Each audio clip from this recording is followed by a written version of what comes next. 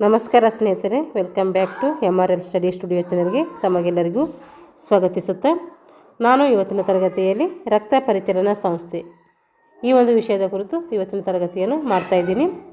ಈ ಹಿಂದೆ ನಾನು ಅನಾಟಮಿಗೆ ಸಂಬಂಧಪಟ್ಟಂಥ 3 ಅಧ್ಯಾಯಗಳನ್ನು ಮುಗಿಸಿದ್ದೀನಿ. ಇದು 4ನೇ ಅಧ್ಯಾಯವಾಗಿರುತ್ತೆ. ಯಾರೆಲ್ಲ ಇನ್ನೂ ಆ ತರಗತಿಗಳನ್ನು ವೀಕ್ಷಿಸಿಲ್ವೋ ವೀಕ್ಷಣೆ ಮಾಡಿಕೊಂಡು ಈ ಒಂದು ತರಗತಿ ಕೇಳಿದರೆ ನಿಮಗೆ ಈಸಿಯಾಗಿ ಅರ್ಥ ಆಗುತ್ತೆ.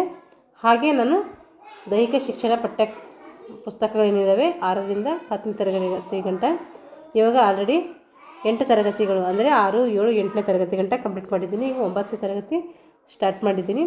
ಹಾಗೆ ದೈಹಿಕ ಶಿಕ್ಷಕರ ಒಂದು ಸಿಲೆಬಸ್ಸಿಗೆ ಸಂಬಂಧಪಟ್ಟಂಥ ತರಗತಿಗಳನ್ನು ಕೂಡ ನಾನು ಮಾಡ್ತಾಯಿದ್ದೀನಿ. ಯಾರೆಲ್ಲ ದೈಹಿಕ ಶಿಕ್ಷಕರ ಒಂದು ನೇಮಕಾತಿಗೆ ಪೂರ್ವ ಸಿದ್ಧತೆಯನ್ನು ಮಾಡ್ಕೊಳ್ತಾ ಇದ್ದರೆ ಅವರು ಈ ಒಂದು ವಿಡಿಯೋಗಳನ್ನು ಬಳಸ್ಕೊಳ್ಳಿ ಅಂತ ಹೇಳ್ತಾ ಇವತ್ತಿನ ತರಗತಿಯನ್ನು ನೋಡೋಣ. ರಕ್ತ ಪರಿಚಲನಾ ಸಂಸ್ಥೆ. ರಕ್ತ ಪರಿಚಲನಾ ಸಂಸ್ಥೆಯಲ್ಲಿ ನಾವು ರಕ್ತದ ಬಗ್ಗೆ ತಿಳ್ಕೊತೀವಿ, ಹೃದಯದ ಬಗ್ಗೆ ತಿಳ್ಕೊತೀವಿ, ರಕ್ತನಾಳಗಳ ಬಗ್ಗೆ ತಿಳ್ಕೊತೀವಿ. ಹಾಗಾದರೆ ರಕ್ತ ಒಂದು ದ್ರವ ರೂಪದ ಸಂಯೋಜಕ ಅಂಗಾಂಶ. ದ್ರವ ರೂಪದ ಸಂಯೋಜಕ ಅಂಗಾಂಶ ಯಾವುದು ಅಂತ ಹೇಳಿದ್ರೆ ಅದು ರಕ್ತ ಕೆಂಪು ಬಣ್ಣದ ಹೊಂದಿರ್ತೈತಿ. ಇದು ಕೆಂಪು ಬಣ್ಣ ಹೊಂದಿರ್ತೈತೆ. ರಕ್ತ ಸ್ನಿಗ್ಧ ಜಿಗುಟುತನದಿಂದ ಕೂಡಿರ್ತೈತಿ. ಯಾವ ಜಿಗುಟುತನ ಅಂದರೆ ಸ್ನಿಗ್ಧ ಜಿಗುಟುತನದಿಂದ ಕೂಡಿದೆ. ಇದು ಉಪ್ಪಿನಂಥ ರುಚಿಯನ್ನು ಹೊಂದಿದೆ. ರಕ್ತ ಯಾವ ರುಚಿ ಹೊಂದಿದೆ ಅಂದರೆ ಉಪ್ಪಿನಂಥ ರುಚಿಯನ್ನು ಹೊಂದಿದೆ. ಹಾಗಾದರೆ ಇದರ ಸಾಂದ್ರತೆ ಎಷ್ಟಿರುತ್ತೆ ಅಂತಂದರೆ ಇದರ ಸಾಂದ್ರತೆ 1.050 ಇಂದ 1.060 ಗಂಟೆ ಏನಿರ್ತೈತೆ ಇದರ ಸಾಂದ್ರತೆ ಇರ್ತೈತಿ. ಇದರ ಸಾಪೇಕ್ಷ ಸಾಂದ್ರತೆ ಇದು. ಮನುಷ್ಯನಲ್ಲಿ ರಕ್ತದ ಪ್ರಮಾಣ ಎಷ್ಟಿರ್ತದಪ್ಪ ಅಂದರೆ ಅವ್ರ ತೂಕ ಎಷ್ಟಿರ್ತೈತೋ ಅವ್ರ ತೂಕದ 1.12ರಷ್ಟು ಇರ್ತೈತೆ. ಮನುಷ್ಯನಲ್ಲಿ ರಕ್ತದ ಪ್ರಮಾಣ ಎಷ್ಟಿರುತ್ತೆ ಅಂತ ಕೇಳಿದ್ರೆ ಅವ್ರ ತೂಕ ಎಷ್ಟಿರುತ್ತೋ ಆ ತೂಕದ 1.12ರಷ್ಟು ರಕ್ತದ ಪ್ರಮಾಣ ಇರ್ತೈತೆ. ಸುಮಾರು 5 ಲೀಟರ್ನಷ್ಟು ರಕ್ತವನ್ನು ಇರ್ತೈತೆ. ದೇಹಕ್ಕೆ ರಕ್ತವನ್ನು ಸಾಗಿಸುವ ಮಾರ್ಗಗಳಿಗೆ ಏನಂತೀವಿ? ರಕ್ತನಾಳಗಳು ಅಂತೇಳಿ ಕರಿತೀವಿ. ಸಾಮಾನ್ಯ ರಕ್ತವು 55% ದ್ರವ ರೂಪದಿರ್ತೈತೆ. 45% ಘನರೂಪದ ರಕ್ತವನ್ನು ಹೊಂದಿರ್ತೀವಿ. ಇವಾಗ ರಕ್ತದಲ್ಲಿ ಮತ್ತೇನು ಬರುತ್ತೆ ಅಂದರೆ ದ್ರವ ರೂಪಿ ಘಟಕ, ಅದು ಪ್ಲಾಸ್ಮಾ ಅಂತೇಳಿ ಕರಿತೀವಿ. ದ್ರವ ರೂಪಿ ಘಟಕಕ್ಕೆ ಏನಂತೀವಿ? ಪ್ಲಾಸ್ಮಾ ಅಂತೇಳಿ ಕರಿತೀವಿ. ಇದು ಏನಿರುತ್ತೆ? ತಿಳಿ ಹಳದಿ ಬಣ್ಣ ಹೊಂದಿರ್ತೈತೆ. ದ್ರವ ಇದರಲ್ಲಿ ಎಷ್ಟಿರ್ತಂದರೆ 90% ದ್ರವ ಇರ್ತೈತೆ. 90ಇಂದ 92 ಗಂಟೆ ಏನಿರ್ತೈತೆ ದ್ರವ ರೂಪ ಇರ್ತೈತೆ. ಹಾಗೂ ನೋಡಿದು ದ್ರವ ಅಂತೇಳಿ ಕರಿತೀವಿ. ಯಾವುದು? ಪ್ಲಾಸ್ಮಾ. ದ್ರವರೂಪಿ ಘಟಕ ಪ್ಲಾಸ್ಮಾ ಅಂತೇಳಿ ಕರಿತೀವಿ. ಇದು ತಿಳಿ ಹಳದಿ ಬಣ್ಣವನ್ನು ಹೊಂದಿರ್ತದೆ. ಇದರಲ್ಲಿ 90ರಿಂದ 92ರಷ್ಟು ಏನಿರ್ತದಂತೆ ನೀರಿರ್ತೈತೆ. ಸರಿ, ಇದು ಏನು ದ್ರವ ಅಲ್ಲ. ಇದು ಎಷ್ಟು ನೀರಿರುತ್ತದೆ ಅಂದರೆ ಈ ದ್ರವರೂಪಿ ಘಟಕದಲ್ಲಿ 90ರಿಂದ 92ರಷ್ಟು ನೀರಿರ್ತೈತೆ. ಉಳಿದ ಭಾಗ 8 ಅಥವಾ 10ರಷ್ಟು ಏನಿರ್ತದೆ ಅಂದರೆ ಸಾವಯವ ಮತ್ತು ನಿರವಯವ ಪದಾರ್ಥಗಳನ್ನು ಇದು ಹೊಂದಿರ್ತೈತಿ. ಅಲ್ಲದೆ ಕೊಬ್ಬು ಅಥವಾ ಕೊಲೆಸ್ಟ್ರಾಲ್ ಅಂತ ಕರಿತೀವಿ. ಫಾಸ್ಫೋಲಿಪಿಡ್ಸ್, ಅಮೈನೋ ಆಮ್ಲ, ಯೂರಿಯಾ, ಕ್ರಿಯಾಟಿನ್, ಯೂರಿಕ್ ಆಮ್ಲ ಮುಂತಾದವುಗಳನ್ನು ಸುಮಾರು 0.1ರಷ್ಟು ಇರ್ತೈತೆ. ಏನೇನಿರ್ತೈತೆ? 0.1ರಷ್ಟು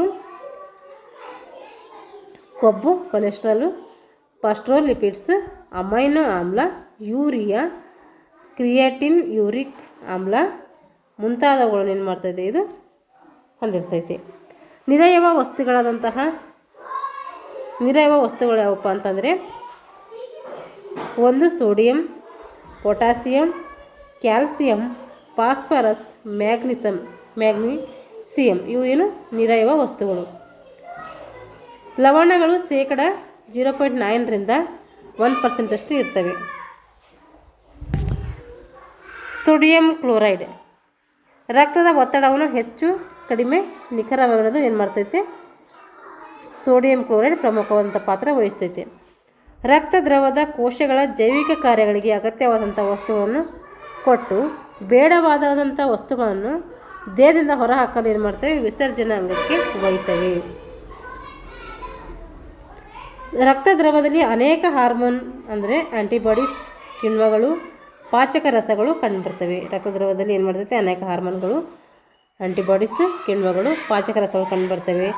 ಹಾಗೂ ಪ್ರಾಣವಾಯು ಇಂಗಾಲದ ಡೈಆಕ್ಸೈಡ್ ಕೂಡ ಇಲ್ಲಿ ಛಿದ್ರವಾಗಿರ್ತೈತಿ. ಇವಾಗ ದ್ರವರೂಪಿ ಘಟಕ ಆಯಿತು. ಆಮೇಲೆ ಘನರೂಪಿ ಘಟಕಗಳು, ಘನರೂಪಿ ಕಣಗಳು ಅಂತ ಕರಿತೀವಿ. ಇದರಲ್ಲಿ ಮುಖ್ಯವಾಗಿ 3 ಪ್ರಕಾರಗಳು ಕಂಡುಬರ್ತವೆ. ಒಂದು ಕೆಂಪು ರಕ್ತ ಕಣಗಳು, ಇವಕ್ಕೇನಂತೀವಿ RBC ಅಂತೀವಿ. ಬಿಳಿ ರಕ್ತಗಳು ಇವಕ್ಕೇಂತೀವಿ ವೈಟ್ ಬ್ಲಡ್ ಸೆಲ್ಸ್ ಅಂತೇಳಿ ಕರಿತೀವಿ. ಪ್ಲೇಟ್ಲೆಟ್ಸ್ ಇವಕ್ಕೆ ಕಿರುತಟ್ಟೆಗಳು ಅಂತೇಳಿ ಕರಿತೀವಿ ಕನ್ನಡದಲ್ಲಿ. ಇವಾಗ ಕೆಂಪು ರಕ್ತ ಕಣಗಳು ಇವು ಎಲ್ಲಿ ಬರೋದು? 3 ಘನರೂಪದಲ್ಲಿ ಬರೋದು. ಇವಕ್ಕೆ ಕೆಂಪು ರಕ್ತ ಕಣಗಳು ಇವು ಕೂಡ ತಿಳಿ ಕೆಂಪು ಬಣ್ಣವಾದಾಗಿರ್ತೈತೆ. ನಿಮ್ನವಾದ ಬಿಲ್ಲೆಗಳ ಆಕಾರದಲ್ಲಿ ಇದು ಕಂಡು ಬರ್ತೈತಿ. ಯಾವುದು? ಕೆಂಪು ರಕ್ತ ಕಣಗಳು. 7 ರಿಂದ 8 ಮೈಕ್ರಾನ್ದಷ್ಟು ವ್ಯಾಸ ಇರ್ತೈತೆ. 1.5 ರಿಂದ 2 ಮೈಕ್ರಾನಷ್ಟು ದಪ್ಪ ಇರ್ತೈತೆ. ಸ್ಟ್ರೋಮಾ ಎಂಬ ಹೊರಪದರು ಮತ್ತು ಒಳಪದರದಲ್ಲಿ ಏನಿರ್ತೈತೆ? ಹಿಮೋಗ್ಲೋಬಿನ್ ಹೊಂದಿರ್ತೈತೆ. ಸ್ಟ್ರೋಮಾ ಎಂಬ ಹೊರಪದರು ಮತ್ತು ಒಳಪದರದಲ್ಲಿ ಹಿಮೋಗ್ಲೋಬಿನ್ ಹೊಂದಿರ್ತೈತಿ. ಇವುಗಳ ರಚನೆಗೆ ಏನು ಮಾಡ್ತಾರೆ? ಸಸಾರಜನಕ ಪದಾರ್ಥ ಮತ್ತು ಕಬ್ಬಿಣದ ಅಂಶ ಏನಾಗ್ತದೆ ಇಲ್ಲಿ ಮುಖ್ಯವಾಗಿ ಬೇಕಾಗಿರ್ತೈತಿ. ಇದು ಅಸ್ಥಿ ಮಜ್ಜೆಗಳಲ್ಲಿ ಏನಾಗ್ತೈತೆ? ಉತ್ಪತ್ತಿ ಆಗ್ತೈತೆ. ಏನಾಗ್ತೈತಿ? ರಕ್ತ ಅಸ್ಥಿ ಮಜ್ಜೆಗಳಲ್ಲಿ ಏನಾಗ್ತದೆ? ಹುಟ್ಟುಕೊಳ್ತೈತೆ. ಸುಮಾರು 115 ದಿನಗಳವರೆಗೆ ಏನಿರ್ತದೆ ಈ ಕೆಂಪು ರಕ್ತ ಕಣಗಳು ಬದುಕಿರ್ತವೆ. ಎಷ್ಟು ದಿನಗಳವರೆಗೆ ಬದುಕಿರ್ತವೆ ಅಂದರೆ 115 ದಿನವರೆಗೆ ಇದು ಬದುಕಿರ್ತವೆ. ಒಂದು ಘನ ಮಿಲಿಮೀಟರ್ ರಕ್ತವು ಸುಮಾರು 50 ಲಕ್ಷ ಕೆಂಪು ರಕ್ತ ಕಣಗಳನ್ನು ಹೊಂದಿರ್ತೈತಿ. ಒಂದು ಘನ ಮಿಲಿಮೀಟರ್ ರಕ್ತದಲ್ಲಿ ಎಷ್ಟಿರ್ತಾವಪ್ಪ ಕಣಗಳು ಅಂದರೆ ರಕ್ತಗಳು ಅಂದರೆ 50 ಲಕ್ಷ ರಕ್ತ ಕಣಗಳು ಕಂಡು ಬರ್ತವೆ ಕೆಂಪು ರಕ್ತ ಕಣಗಳು. RBC ಕೆಂಪು ರಕ್ತ ಕೋಶದಲ್ಲಿ 40% ಹಿಮೋಗ್ಲೋಬಿನ್ ಏನು ಮಾಡ್ತೈತೆ? ಇಲ್ಲಿ ಇಲ್ಲವಾದರೆ ಜೀವಕ್ಕೆ ಏನಾಗ್ತೈತೆ? ಗಂಡಾಂತರ ಉಂಟಾಗ್ತೈತೆ. ನೋಡಿಲಿ, ಕೆಂಪು ರಕ್ತ ಕೋಶದಲ್ಲಿ 50% ಹಿಮೋಗ್ಲೋಬಿನ್ ಇಲ್ಲಾಂದರೆ ಏನಾಗ್ತೈತೆ? ಜೀವಕ್ಕೆ ಅಪಾಯವನ್ನು ತಂದೊಡ್ಡಬಹುದು. ಹಿಮೋಗ್ಲೋಬಿನ್ ಹೆಚ್ಚಿನ ಕಬ್ಬಿಣ ಅಂಶವುಳ್ಳಂತಹ ಪ್ರೋಟೀನ್ ಹೊಂದಿರ್ತೈತೆ. ಇದು ಆಮ್ಲಜನಕದೊಂದಿಗೆ ಸಂಯೋಜ ಹೊಂದಿ ಆಕ್ಸಿ ಹಿಮೋಗ್ಲೋಬಿನ್ ಆಗ್ತೈತೆ. ಪ್ರೋಟೀನ್ ಏನು ಮಾಡ್ತದೆ ಅಂದ್ರೆ ಇದು ಆಮ್ಲಜನಕದೊಂದಿಗೆ ಸಂಯೋಗ ಹೊಂದಿ ಆಕ್ಸಿ ಹಿಮೋಗ್ಲೋಬಿನ್ ಆಗ್ತೈತೆ. ಈ ಕ್ರಿಯೆಯು ಆಮ್ಲಜನಕವನ್ನು ಶ್ವಾಸಕೋಶಗಳಿಂದ ದೇಹದ ಎಲ್ಲ ಭಾಗಗಳಿಗೆ ಏನು ಮಾಡ್ತೈತೆ? ತಲುಪಿಸ್ತೈತೆ. ವಯಸ್ಕರ ಮಾನವರ ಹಿಮೋಗ್ಲೋಬಿನ್ ಪ್ರಮಾಣ ಸರಾಸರಿ ರಕ್ತ ತೂಕದ ಶೇಕಡ ಎಷ್ಟಿರ್ತದಪ್ಪ ಹಿಮೋಗ್ಲೋಬಿನ್ ಅಂತಂದರೆ 12.5 ರಿಂದ 14 ಇರ್ತೈತೆ. ಶೇಕಡ 17 ಅಂದರೆ 100 ಗ್ರಾಮ್, 17% 100 ಗ್ರಾಮ್ ಇರ್ತೈತೆ ಹಿಮೋಗ್ಲೋಬಿನ್. ಸಾಮಾನ್ಯ ಗಂಡು ಮಕ್ಕಳು ಹಿಮೋಗ್ಲೋಬಿನ್ ಪ್ರಮಾಣ ಎಷ್ಟಿರ್ತದಪ್ಪ ಅಂತಂದರೆ 100 ಮಿಲಿಲೀಟರ್ಗೆ 16 ಗ್ರಾಮ್, ಹೆಣ್ಣು ಮಕ್ಕಳಲ್ಲಿ 14 ಗ್ರಾಮ್ನಷ್ಟು ಇರ್ತೈತೆ. ನೋಡ್ರಿ, ಪುರುಷರಲ್ಲಿ ಕೇಳಿದರೆ ನೋಡಿರಿ, ಗಂಡು ಮಕ್ಕಳಲ್ಲಿ ಹಿಮೋಗ್ಲೋಬಿನ್ ಪ್ರಮಾಣ ಎಷ್ಟಿರ್ತದಪ್ಪ ಅಂದರೆ ಪ್ರತಿ 100 ಮಿಲಿಲೀಟರ್ಗೆ ಎಷ್ಟಿರ್ತದೆ? 16 ಗ್ರಾಮ್ ಇರ್ತೈತೆ. ಅದೇ ರೀತಿ ಹೆಣ್ಣು ಮಕ್ಕಳಲ್ಲಿ 14 ಗ್ರಾಮ್ನಷ್ಟು ಇರ್ತದೆ. ಯಾವುದೇ ಅಪಘಾತದಲ್ಲಿ ರಕ್ತಸ್ರಾವ ಹೆಚ್ಚಾಗಿ ಹಿಮೋಗ್ಲೋಬಿನ್ ಪ್ರಮಾಣ ಕಡಿಮೆಯಾದರೆ ಬೇರೆಯವರಿಗೆ ರಕ್ತವನ್ನು ಕೊಡಬೇಕಾಗ್ತದೆ. ಇದಕ್ಕೇನಂತೀವಿ? ರಕ್ತ ಕೊಡುವುದಕ್ಕೆ ರಕ್ತಪೂರ್ಣ ಅಂತೇಳಿ ಕರಿತೀವಿ. ಯಾವುದಾದ್ರೂ ಅಪಘಾತಗಳಾಗಿ ಅಲ್ಲಿ ರಕ್ತ ಹೋಗಿತ್ತಂದರೆ ಏನ್ಬಿಟ್ಟು ರಕ್ತ ಕೊಡ್ತೀವಿ. ಆ ರಕ್ತ ಕೊಡೋದಕ್ಕೆ ಏನಂತಾರ ಅಂತಂದರೆ ರಕ್ತಪೂರಣ ಅಂಥೇಳಿ ಕರಿತೀವಿ.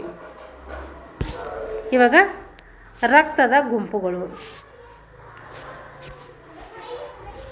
ವ್ಯಕ್ತಿಗಳಿಂದ ವ್ಯಕ್ತಿಗೆ ತಮ್ಮಲ್ಲಿರುವ ರಕ್ತದ ದ್ರವದಲ್ಲಿ ಅಂಟಾಣಿಕೆ ಮತ್ತು ಕೆಂಪು ರಕ್ತ ಕಣದಲ್ಲಿರುವ ಅಂಟಾಣಿಕೆ ಜನಕಗಳೇನು ಮಾಡ್ತೈತೆ? ಒಳ ವಸ್ತುಗಳಿಂದ ವ್ಯತ್ಯಾಸ ಹೊಂದಿರ್ತೈತೆ. ಏನು ಮಾಡ್ತೈತೆ?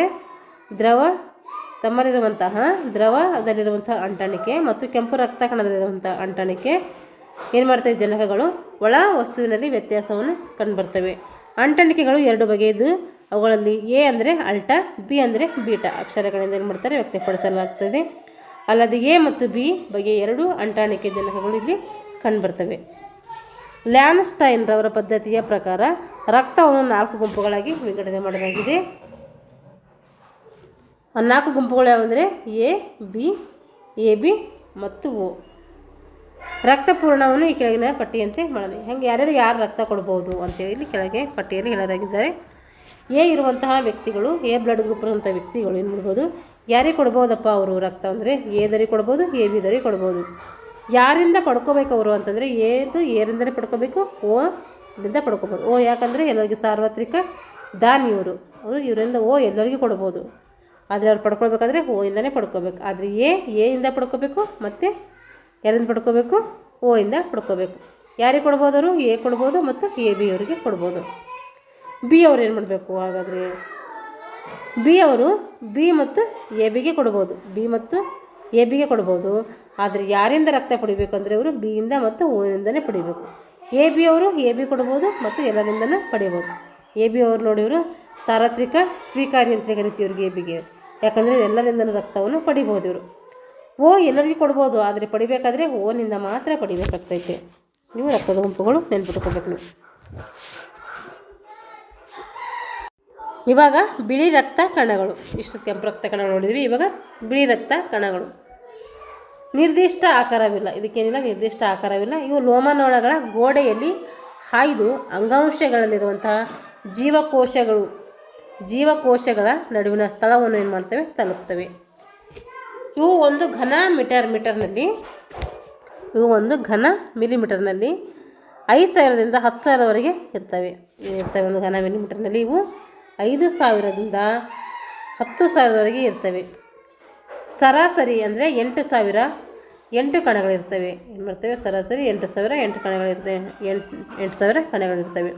ಕೆಂಪು ಮತ್ತು ಬಿಳಿ ರಕ್ತ ಕಣಗಳ ಅನುಪಾತ ಎಷ್ಟಿರ್ತದಪ್ಪ ಅಂದರೆ 5 ಅನುಪಾತ ಏನಿರ್ತದೆ? ಇದು 5:1 ಇರ್ತೈತೆ.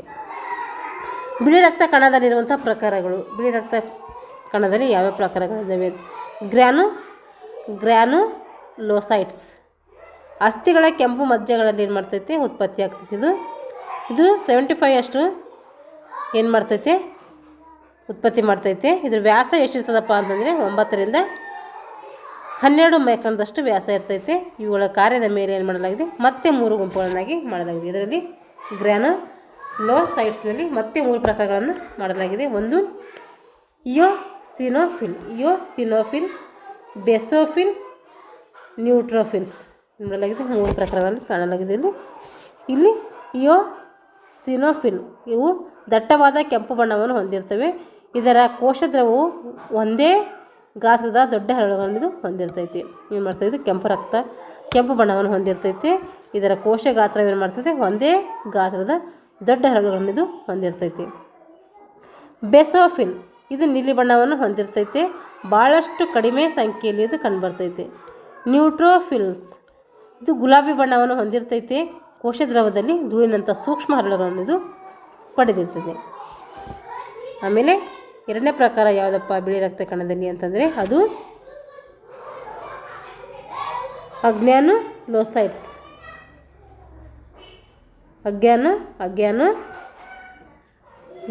ಅಂತೇಳಿ ಕರಿತೀವಿ. ಇದು ಕೋಶದ್ರವದಲ್ಲಿ ಹರಳುಗಳನ್ನು ಹೊಂದಿರುವುದಿಲ್ಲ. ಇದರಲ್ಲಿ ಮುಖ್ಯವಾಗಿ ಮತ್ತೆ ನಾವು 2 ಪ್ರಕಾರಗಳನ್ನು ಕಾಣ್ತೀವಿ. 2 ಪ್ರಕಾರ ಯಾವುದಪ್ಪ ಅಂದರೆ ಅದು ಲಿಂಫೋಸೈಟ್ ಮತ್ತು ಮೊನೋಸೈಟ್. ಲಿಂಫೋಸೈಟ್ ಅಂದರೆ ಇದು 6.5ರಿಂದ 8.5 ಮೈಕ್ರಾನ್ ಅಷ್ಟು ವ್ಯಾಸವನ್ನು ಹೊಂದಿರ್ತದೆ. ಇದು ಲಿಂಫೋಸೈಟು. ಇದು ಬಿಳಿ ರಕ್ತ ಕಣದ 20ರಿಂದ 25ರಷ್ಟು ಹೊಂದಿರ್ತೈತೆ. ಇದು ರಸಗ್ರಂಥಿ, ಪ್ಲೀಹ, ಯಕೃತ್ ಮತ್ತು ಅಸ್ಥಿಮಜ್ಜೆಯಲ್ಲಿ ಜನಿಸ್ತದೆ. ಯಾವುದು? ಲಿಂಫೋಸೈಟ್. ಇವು ಚಿಕ್ಕ ಕಣಗಳಿಂದ ಮಾಡಲ್ಪಟ್ಟಿದೆ. ಯಾವುದು? ಲಿಂಫೋಸೈಟ್ ಚಿಕ್ಕ ಕಣಗಳಿಂದ ಮಾಡಲ್ಪಟ್ಟಿದೆ ಅಂತೆ. ಮೊನೋಸೈಟ್ ಇವು ದೊಡ್ಡ ಕಣಗಳು. ಲಿಂಫೋಸೈಟ್ ಚಿಕ್ಕ ಕಣಗಳಾದರೆ ಇವು ಏನು? ದೊಡ್ಡ ಕಣಗಳು. ಇವೇನು ಮಾಡ್ತವೆ? 12ರಿಂದ 20 ಮೈಕ್ರಾನ್ದಿಂದ ಮಾಡಲ್ಪಟ್ಟಿರ್ತವೆ. ಇದ್ರ ವ್ಯಾಸ ಎಷ್ಟಿರ್ತದೆ ಅಂದರೆ 6ರಿಂದ 8 ಇರ್ತೈತೆ. ಅಂಡಾಕಾರದ ಕೇಂದ್ರವನ್ನು ಹೊಂದಿರ್ತದೆ. ಇದು ಅಮೀಬಾದಂತಹ ಚಲನೆಯನ್ನು ಹೊಂದಿದ್ದು ಕಣಭಕ್ಷಕ ಕ್ರಿಯೆ ಮಾಡ್ತವೆ ಇಲ್ಲಿ. ಹಾಗಾದರೆ ಬಿಳಿ ರಕ್ತ ಕಣಗಳ ಕಾರ್ಯಗಳೇನೇನು? ಏನು ಕಾರ್ಯ ಮಾಡ್ತೈತೆ ಅಂತಂದರೆ ಶರೀರವನ್ನು ರೋಗಕ್ರಿಮಿಗಳಿಂದ ರಕ್ಷಿಸ್ತದೆ. ಬಿಳಿ ರಕ್ತ ಕಣ ಏನು ಮಾಡ್ತೈತೆ? ಶರೀರವನ್ನು ರೋಗಕ್ರಿಮಿಗಳಿಂದ ರಕ್ಷಣೆ ನೀಡ್ತೈತೆ. ದೇಹದೊಳಗೆ ಬಂದ ರೋಗಾಣುಗಳನ್ನು ತಿಂದು ಹಾಕಿ ಅದೇನು ಮಾಡ್ತೈತೆ? ನಾಶ ಮಾಡ್ತೈತೆ. ಗಾಯವಾದ ಭಾಗದಲ್ಲಿ ರೋಗಾಣು ಒಳಗೆ ಸೇರಿದರೆ ಅವು ಅಲ್ಲಿಗೆ ಮುತ್ತಿಗೆ ಹಾಕಿ ಅವುಗಳನ್ನು ಏನು ಮಾಡ್ತದೆ? ತಿಂದು ಹಾಕುತ್ತದೆ. ಅದಕ್ಕೇನಂತೀವಿ ಅಂದರೆ ಫ್ಯಾಗೋಸೈಟಿಸ್ ಅಂತೇಳಿ ಕರಿತೀವಿ. ಗಾಯ ಆದಾಗ ಒಳಗೆ ಬಂದುಬಿಟ್ಟು ಏನು ಮಾಡ್ತದೆ? ಅದನ್ನು ತಿಂದು ಹಾಕ್ತದೆ. ಆ ತಿಂದು ಹಾಕುವ ಒಂದು ಪ್ರಕ್ರಿಯೆಗೆ ಏನಂತೀವಿ ಅಂದರೆ ಫ್ಯಾಗೋಸೈಟಿಸ್ ಅಂತೇಳಿ ಕರಿತೀವಿ. ಬಿಳಿ ರಕ್ತ ಕಣಗಳು ಅಮೀಬದ ರೀತಿ ಆಕಾರ ಬದಲಾಯಿಸಿ ಬೇಕಾದ ಹಾಗೆ ಏನು ಮಾಡ್ತೇವೆ ಈ ಬಿ ರಕ್ತ ಕಣಗಳು ಚಲಿಸ್ತವೆ. ಇದಕ್ಕೆ ಹಂಗೆ ಚಲಿಸೋದಕ್ಕೆ ಏನಂತೀವಿ ಅಂತಂದರೆ ಅಮಿಯಾಟಿಡ್ ಅಂತೇಳಿ ಕರಿತೀವಿ. ಏನಂತ ಕರಿತೀವಿ? ಅಮಿಯಾಟಿಡ್ ಕ್ರಿಯೆ ಅಂಥೇಳಿ ಕರಿತೀವಿ. ಇವು ರಕ್ತವಾಹಿನಿಗಳಿಗೆ ಒಳಗೂ ಹೊರಗೂ ಏನು ಮಾಡ್ತವೆ? ಹೋಗ್ತವೆ. ಇದರಿಂದ ಶರೀರಕ್ಕೆ ಏನು ಮಾಡ್ತದೆ? ಪ್ರತಿರೋಧ ಶಕ್ತಿ ಹೆಚ್ಚು ಮಾಡ್ತವೆ. ಯಾವುದು? ನೀಲಿ ರಕ್ತ ಕಣಗಳು. ಆಮೇಲೆ ಪ್ಲೇಟ್ಲೆಟ್ಸ್. ಇವುಗಳಿಗೆ ಬಣ್ಣ ಇಲ್ಲ. ಪ್ಲೇಟ್ಲೆಟ್ಸ್ಗಳಿಗೆ ಏನಿಲ್ಲ? ಬಣ್ಣ ಇಲ್ಲಂತೆ. ನಿರ್ದಿಷ್ಟ ಆಕಾರವೂ ಇಲ್ಲ ಇದಕ್ಕೆ. ಕೋಶ ಕೇಂದ್ರವಿಲ್ಲದ ಹಾಗೂ ಕೆಂಪು ರಕ್ತ ಕಣದ 1:3 ಅಷ್ಟು ಏನಿರ್ತದೆ? ಗಾತ್ರವನ್ನು ಹೊಂದಿರ್ತೈತಿ. 3:1 ಗಾತ್ರವನ್ನು ಇದು ಹೊಂದಿರ್ತೈತಿ. 3/1 ಅಂತ ಅರ್ಥ ಹೇಳಬೇಕು ಇದಕ್ಕೆ. ಇವು ಥ್ರಾಂಬೋಕೆನೇನ್ ಎಂಬ ವಸ್ತುವನ್ನು ಹೊಂದಿರ್ತೈತಿ. ಪ್ಲೇಟ್ಲೆಟ್ಸ್ಗಳು ಥ್ರಾಂಬೋಕೆನೇನ್ ಎಂಬ ವಸ್ತುವನ್ನು ಹೊಂದಿದ್ದು ರಕ್ತ ಹೆಪ್ಪುಗಟ್ಟುವಿಕೆಯನ್ನು ಏನು ಮಾಡ್ತದೆ? ಮುಖ್ಯ ಪಾತ್ರವನ್ನು ನಿರ್ವಹಿಸ್ತದೆ. ಇದು ಒಂದು ಘನ ಮಿಲಿಮೀಟರ್ನಲ್ಲಿ 2.5 ಅಂದರೆ 2.5 ಲಕ್ಷದಿಂದ 5 ಲಕ್ಷದವರೆಗೆ ಇರ್ತವೆ. ಇವು ಸರಾಸರಿ 3.5 ಲಕ್ಷದಷ್ಟು ಇರ್ತವೆ. ಒಂದು ಘನ ಮಿಲಿಮೀಟರ್ನಲ್ಲಿ ಎಷ್ಟಿರ್ತದೆ? ಅಂದರೆ 2.5 ಲಕ್ಷದಿಂದ 5 ಲಕ್ಷದವರೆಗೆ ಇರ್ತವೆ. ಸರಾಸರಿ ಎಷ್ಟಿರ್ತದಪ್ಪ ಅಂದರೆ 3.5 ಲಕ್ಷದಷ್ಟು ಇರ್ತೈತಿ. ಇವಾಗ ಪ್ಲಾಸ್ಮಾದ ಕಾರ್ಯ ಏನು ಅಂತ ನೋಡೋಣ. ಗ್ಲುಕೋಸ್, ಕೊಬ್ಬು, ಅಮೈನೋ ಆಮ್ಲ, ಲವಣವನ್ನು ದೇಹದ ಎಲ್ಲ ಜೀವಕೋಶಗಳಿಗೆ ಏನು ಮಾಡ್ತೈತೆ? ಈ ಪ್ಲಾಸ್ಮಾ ಕಲ್ಪಿಸ್ತೈತೆ. ದೇಹದಲ್ಲಿ ಉತ್ಪತ್ತಿಯಾಗುವ ಅನುಪಯುಕ್ತ ವಸ್ತುಗಳಾದಂತಹ ಯೂರಿಯಾ ಆಗಿರ್ಬೋದು, ಯೂರಿಕ್ ಆಮ್ಲ ಆಗಿರ್ಬೋದು, ಇಂಗಾಲದ ಡೈಆಕ್ಸೈಡ್ ಆಗಿರ್ಬೋದು, ಅವುಗಳನ್ನು ಹೊರಹಾಕಲು ವಿಸರ್ಜನಾಂಗಗಳಿಗೆ ಏನು ಮಾಡ್ತದೆ? ಈ ಪ್ಲಾಸ್ಮಾ ತೊಗೊಂಡೋಗ್ತೈತೆ. ದೇಹಕ್ಕೆ ಬೇಕಾದ ಸಂರಕ್ಷಕ ದ್ರವವನ್ನು ಕೂಡ ಈ ಪ್ಲಾಸ್ಮಾ ಏನು ಮಾಡ್ತೈತೆ? ಉತ್ಪಾದನೆ ಮಾಡ್ತದೆ. ಇವಾಗ ರಕ್ತದ ಒತ್ತಡವನ್ನು ಹೃದಯದ ಉತ್ಪ್ರೇಕ್ಷೆ ಕ್ರಿಯೆಯನ್ನು ಏನು ಮಾಡ್ತದೆ? ಇದು ಅವಲಂಬಿಸಿರ್ತೈತಿ. ಹಾಗೂ ಅಪಧಮನಿಗಳ ಭಿತ್ತಿಗಳ ಸ್ಥಿತಿಸ್ಥಾಪಕತ್ವೆಯನ್ನು ಕೂಡ ಏನು ಮಾಡ್ತೈತಿ? ರಕ್ತದ ಒತ್ತಡ ಅವಲಂಬಿಸಿರ್ತೈತಿ. ಅಪಧಮನಿಗಳ ಸ್ಥಿತಿಸ್ಥಾಪಕತೆಯು ಮೆದುಳಿನಲ್ಲಿರುವಂತಹ ರಕ್ತನಾಳ ನಿಯಂತ್ರಕ ಕೇಂದ್ರವನ್ನು ಏನು ಮಾಡ್ತೈತಿ? ಈ ರಕ್ತದ ಒತ್ತಡ ಏನು ಮಾಡ್ತೈತಿ? ಅವಲಂಬಿಸಿರ್ತೈತಿ. ಈ ಕೇಂದ್ರಕ್ಕೆ ಏನಂತ ಕರಿತೀವಪ್ಪ ನಾವು ಅಂದರೆ ವ್ಯಾಸೋ ಮೋಟಾರ್ ಅಂತೇಳಿ ಕರಿತೀವಿ. ವ್ಯಾಸೋ ಮೋಟಾರ್ ಕೇಂದ್ರ ಅಂಥೇಳಿ ಕರಿತೀವಿ. ಆಮೇಲೆ ರಕ್ತದ ಒತ್ತಡ ಅಳೆಯುವಂತಹ ಉಪಕರಣ ಯಾವುದು ಅಂತಂದರೆ ಅದು ಸ್ಪಿಗ್ಮಾ ಮ್ಯಾನೋಮೀಟರ್. ಯಾವುದಪ್ಪ ಇದಂದರೆ ಸ್ಪಿಗ್ಮಾ ಮ್ಯಾನೋಮೀಟರ್. ರಕ್ತದ ಒತ್ತಡವನ್ನು ಅಳೆಯುವಂಥ ಉಪಕರಣ ಯಾವುದಂದರೆ ಸ್ಪಿಗ್ಮಾ ಮ್ಯಾನೋಮೀಟರ್. ಇದು ಎಕ್ಸಾಮ್ಗಾಗಿದೆ, ನೆನ್ಬಿಟ್ಕೊಳ್ಬೇಕು. ಮೂರನೇ ಕಾರ್ಯ ಏನು ಮಾಡ್ತದಪ್ಪ ಇದು ಪ್ಲಾಸ್ಮಾ ಅಂದರೆ ರಕ್ತದ ಒತ್ತಡವನ್ನು ಸಿಸ್ಟಾಲಿಕ್ ಡಯಾಸ್ಟಾಲಿಕ್ ಎಂಬ 2 ಭಾಗಗಳಲ್ಲಿ ಏನು ಮಾಡ್ತದೆ? ತೆಗೆದುಕೊಂಡು ಹೋಗಿ ಬೆಳೆದ ಗಂಡಸರಲ್ಲಿ ಸಿಸ್ಟಾಲಿಕ್ ಒತ್ತಡ ಎಷ್ಟಿರ್ತದ ಅಂತಂದರೆ 115ರಿಂದ 115 mmHg ಅಂದರೆ ಪಾದಜದಿಂದ 150 mmHg ವರೆಗೆ ಇರ್ತೈತಿ. ಇದು ಹೆಂಗಸರಲ್ಲಿ ಎಷ್ಟಿರ್ತದ ಅಂದರೆ 5ರಿಂದ 10 mmHg ಇರ್ತೈತಿ. ಅಂದರೆ 110 mmHgಯಿಂದ 140 mmHg ಅಷ್ಟು ಇರ್ತೈತಿ. ಸಿಸ್ಟಾಲಿಕ್ ಹಾಗೂ ಡಯಾಸ್ಟಾಲಿಕ್ ರಕ್ತದ ಒತ್ತಡದ ನಡುವೆ ಇರುವಂಥ ಅಂತರಕ್ಕೆ ಏನಂತೀವಿ ಅಂದರೆ ನಾಡಿ ಬಡಿತ ಅಂತೇಳಿ ಕರಿತೀವಿ. ಸಿಸ್ಟಾಲಿಕ್ ಮತ್ತು ಡಯಾಸ್ಟಾಲಿಕ್ ರಕ್ತದ ಒತ್ತಡದ ನಡುವೆ ಇರುವಂತಹ ಒತ್ತಡಕ್ಕೆ ಏನಂತ ಕರಿತೀವಿ? ನಾಡಿ ಬಡಿತ ಅಂತೇಳಿ ಕರಿತೀವಿ. ಇದು ಸಾಮಾನ್ಯವಾಗಿ 30ರಿಂದ 50 mmHg ಇರ್ತೈತಿ. ನಾಡಿ ಬಡಿತ ಎಷ್ಟಿರ್ತಪ್ಪ ಅಂದರೆ ಇದು 30ರಿಂದ 50 mmHg ಇರ್ತೈತಿ. ಇವಾಗ ಸಿಸ್ಟಾಲಿಕ್ ಎಂದರೆ ಎಡ ಉತ್ಪ್ರೇಕ್ಷೆಯ ಅಂಕುಚನವಾದಾಗ ಮಹಾ ಅಪಧಮನಿ ಮತ್ತು ಎಲ್ಲ ಅಪಧಮನಿಗಳಲ್ಲಿ ರಕ್ತವು ಏನು ಮಾಡ್ತದೆ? ಹೆಚ್ಚು ಬಂದು ಅವುಗಳಲ್ಲಿ ರಕ್ತದ ಒತ್ತಡ ಏನಾಗ್ತೈತೆ? ಕಡಿಮೆ ಆಗ್ತೈತೆ. ಏನು ಮಾಡ್ತದೆ? ಇಲ್ಲಿ ರಕ್ತದ ಒತ್ತಡ ಕಡಿಮೆ ಮಾಡ್ತದೆ. ಸಿಸ್ಟಾಲಿಕ್ ಅಂದರೆ ಏನಂದರೆ ಎಡ ಉತ್ಪ್ರೇಕ್ಷೆಯ ಅಂಕುಚನವಾದಾಗ ಅಥವಾ ಸಂಕೋಚನ ಆದಾಗ ಮಹಾ ಅಪಧಮನಿ ಏನು ಮಾಡ್ತದೆ ಅಂದರೆ ಎಲ್ಲ ಅಪಧಮನಿಗಳಲ್ಲಿ ರಕ್ತವು ಹೆಚ್ಚು ಬಂದು ಅವುಗಳಲ್ಲಿ ರಕ್ತದ ಒತ್ತಡ ಏನು ಮಾಡ್ತದೆ? ಹೆಚ್ಚು ಮಾಡ್ತೈತಿ. ಇದಕ್ಕೆ ಸಿಸ್ಟಾಲಿಕ್ ಅಂತಾರೆ. ಇದಕ್ಕೇನಂತಂದರೆ ಸಿಸ್ಟಾಲಿಕ್ ಅಂತಾರೆ. ಪುನಃ ಎಡ ಉತ್ಪ್ರೇಕ್ಷೆಯಿಂದ ಪ್ರಸರಣವಾದಾಗ ಅಪಧಮನಿಗಳಲ್ಲಿ ರಕ್ತದ ಪ್ರಮಾಣ ಏನಾಗ್ತದೆ? ಕಡಿಮೆಯಾಗಿ ಅಲ್ಲಿಯ ರಕ್ತದ ಒತ್ತಡ ಏನು ಮಾಡ್ತದೆ? ಕಡಿಮೆ ಮಾಡ್ತದೆ. ಇದಕ್ಕೇನಂತೀವಿ? ಡಯಾಸ್ಟಾಲಿಕ್ ಒತ್ತಡ ಅಂತೇಳಿ ಕರಿತೀವಿ. ಸಿಸ್ಟಾಲಿಕ್ ಅಂದ್ರೇನು? ಎಡ ಉತ್ಪ್ರೇಕ್ಷೆ ಅಂಕುಚನವಾದಾಗ ಮಹಾಪಧಮನಿ ಮತ್ತು ಎಲ್ಲ ಅಪಧಮನಿಗಳಿಗೆ ರಕ್ತವು ಹೆಚ್ಚು ಬರ್ತದೆ, ರಕ್ತದ ಒತ್ತಡ ಹೆಚ್ಚಾಗ್ತದೆ. ಅದಕ್ಕೇನಂತೀವಿ? ಸಿಸ್ಟಾಲಿಕ್ ಅಂತ ಕರಿತೀವಿ. ಇದೇನು ಮಾಡ್ತದೆ? ಎಡ ಉತ್ಪ್ರೇಕ್ಷೆಯಿಂದ ಪ್ರಸರಣವಾದಂಥ ಅಪಧಮನಿಗಳಲ್ಲಿ ರಕ್ತದ ಪ್ರಮಾಣ ಕಡಿಮೆ ಆಗ್ತದೆ. ಅಲ್ಲಿಯ ರಕ್ತದ ಪ್ರಮಾಣ ಕಡಿಮೆ ಆದರೆ ಅದಕ್ಕೆ ಏನಂತೀವಿ ಡಯಾಸ್ಟೊಲಿಕ್ ಅಂತೇಳಿ ಕರಿತೀವಿ. ಇವಾಗ ರಕ್ತ ಒತ್ತಡ ಅವಲಂಬಿಸಿದ ಅಂಶಗಳು ಯಾವ್ಯಾವು ಅಂತಂದರೆ, ಇಲ್ಲಿ ಹೃದಯದ ಅಂಕುಚನ ಅವಲಂಬಿಸಿದೆ, ಹರಿಯುತ್ತಿರುವ ರಕ್ತದ ಪ್ರಮಾಣವನ್ನು ಕೂಡ ಏನು ಮಾಡಿದೆ, ಈ ರಕ್ತದ ಒತ್ತಡ ಅವಲಂಬಿಸಿದೆ. ರಕ್ತದ ಜಿಗುಟುತನ, ರಕ್ತನಾಳಗಳ ಭಿತ್ತಿಗಳ ಸ್ಥಿತಿಸ್ಥಾಪಕತ್ವ ಅಂದರೆ ಹಿಗ್ಗಿಸೋದು ಮತ್ತು ಕುಗ್ಗಿಸೋದು ಅಂತ ಅರ್ಥ. ನಾಳಗಳಲ್ಲಿನ ಪ್ರತಿರೋಧ, ರಕ್ತ ಹರಿಯುವ ವೇಗ, ಉಸಿರಾಟದ ಚಲನೆಯನ್ನು ಬೊಪ್ಪೆಗೆ ಏನು ಮಾಡ್ತದೆ, ರಕ್ತವನ್ನು ಮುಂದೆ ತಳ್ಳುವ ಮತ್ತು ಹೃದಯಕ್ಕೆ ಜಗ್ಗುವ ಪಂಪಿನಂತೆ ಕಾರ್ಯವನ್ನು ಮಾಡ್ತೈತೆ. ಇಷ್ಟು ರಕ್ತದ ಒತ್ತಡವು ಅವಲಂಬಿಸಿರುವ ಅಂಶಗಳು. ಈ ಎಲ್ಲ ಅಂಶಗಳ ಮೇಲೆ ಏನು ಮಾಡ್ತದೆ, ರಕ್ತವು ಒತ್ತಡ ಏನು ಮಾಡ್ತದೆ, ತನ್ನ ಕಾರ್ಯವನ್ನು ಮಾಡ್ತದೆ. ಇಲ್ಲಿಗೇನಾಯಿತು, ರಕ್ತ ಒಂದು ಕುರಿತು ಇಲ್ಲಿ ಗಂಟೆ ಏನು ಮಾಡಿದ್ವಿ, ತಿಳ್ಕೊಂಡಿದ್ದೀವಿ. ಮುಂದಿನ ತರಗತಿಯಲ್ಲಿ ಹೃದಯದ ಕುರಿತು ತಿಳಿದುಕೊಳ್ಳೋಣ.